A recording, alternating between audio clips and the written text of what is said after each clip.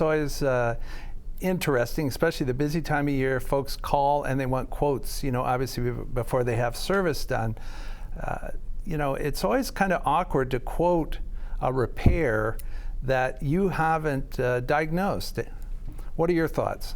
That's always a tough sell because you're basing that quote on potentially fictitious material. You call me and explain that, I need someone, I was told I need brakes, or I was told I need this replaced, or I was told I've got a water pump leak. And you put a fair bit of time into calling around, pricing things out, because we don't deal with just one supplier. We, as a shop owner, we shop around and try and get the best price for our customers, and check out what the OE parts are compared to the aftermarket parts. So you're taking some time to put a quote together, and then you're kind of, as we'd said earlier, held to that quote. And then the vehicle comes in, and lo and behold, it's not a water pump leak, it's an intake manifold leak, or it's something else. And now the customer is kind of on the defensive.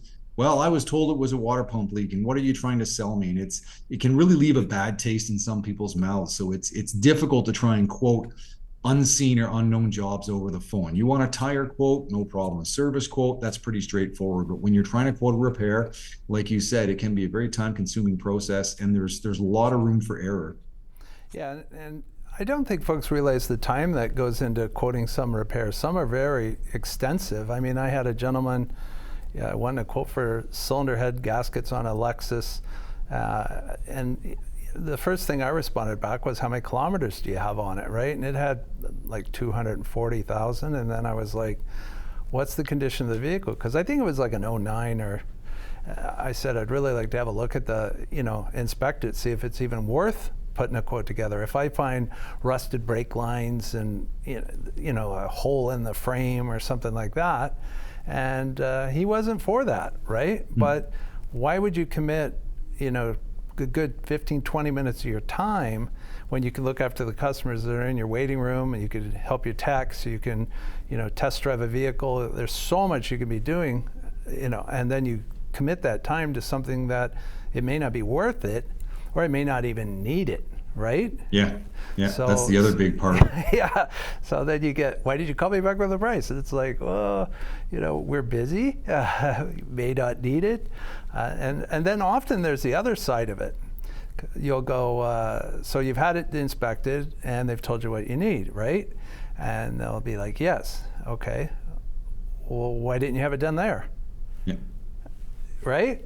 So price shopping, yeah. Well, that might be the case, right? Or they didn't think they were competent, which that's a valid reason.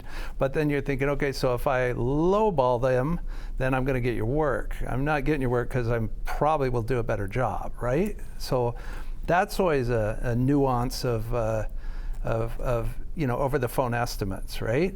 And then you will be held to that, even if you ballpark.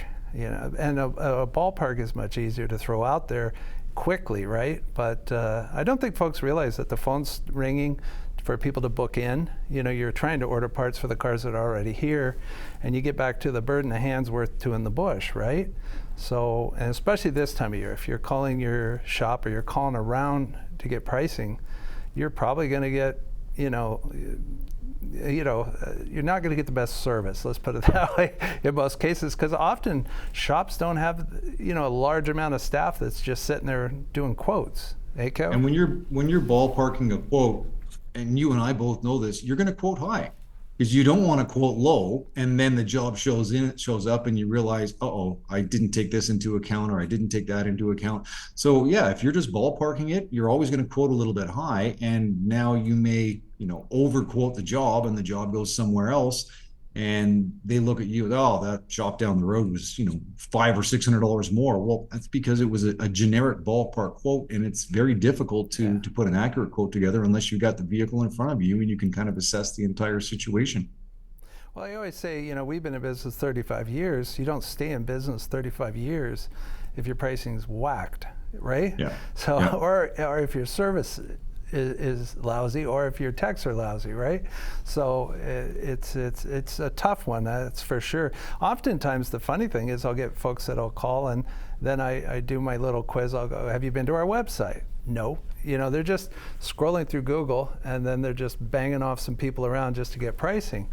and you're thinking, man, I myself like to do a little bit more research. Yeah, yeah. If I'm shopping around for anything, even if it's a product, I'm going to research the life out of that product to make sure that's what I want. I want to check reviews, and I want to check the company website, and a whole series of things, especially when it's a sizable amount of money.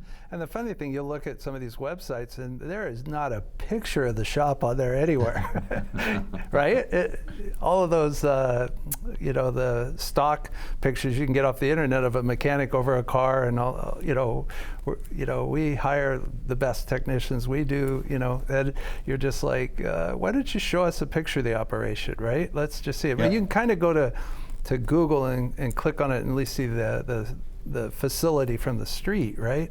But I think folks should do research. I really do. And I get it, people are busy, I get it, but there's a lot to just scroll through. And then sometimes they forget that they already called you, then they're going to the next guy, and then they accidentally call you again, eh? That one's hilarious. So